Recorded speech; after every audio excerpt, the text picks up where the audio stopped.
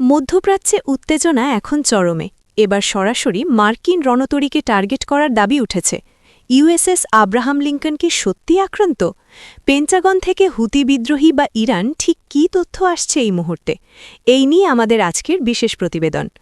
সামাজিক যোগাযোগ মাধ্যম এবং বিভিন্ন আন্তর্জাতিক সংবাদ মাধ্যমের বরাতে দাবি করা হচ্ছে, লোহিত সাগর বা এদেন উপসাগরে টহলরত মার্কিন বিমানবাহী রণতরী ইউএসএস আব্রাহাম লিঙ্কন লক্ষ্য করে ড্রোন হামলা চালানো হয়েছে। ইয়েমেনের হুতি বিদ্রোহীরা সরাসরি দাবি করেছে তারা ড্রোন এবং মিসাইল ব্যবহার করে রণতরীটিকে পিছু হটতে বাধ্য করেছে। দাবি অনুযায়ী মার্কিন নৌবহরটি তাদের হামলার মুখে পড়ে ওই এলাকা থেকে দ্রুত সরে যায়, যাকে অনেকেই পালিয়ে যাওয়া বা ফ্লি হিসাবে অভিহিত করছেন। তবে মুদ্রার উল্টোপিঠও আছে।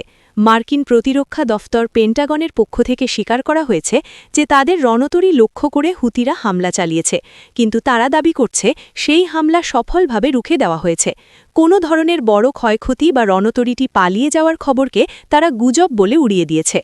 ইরান সমর্থিত গোষ্ঠীগুলো এই অঞ্চলে মার্কিন উপস্থিতি কমাতে বারবার ড্রোন হামলাকে হাতিয়ার করছে।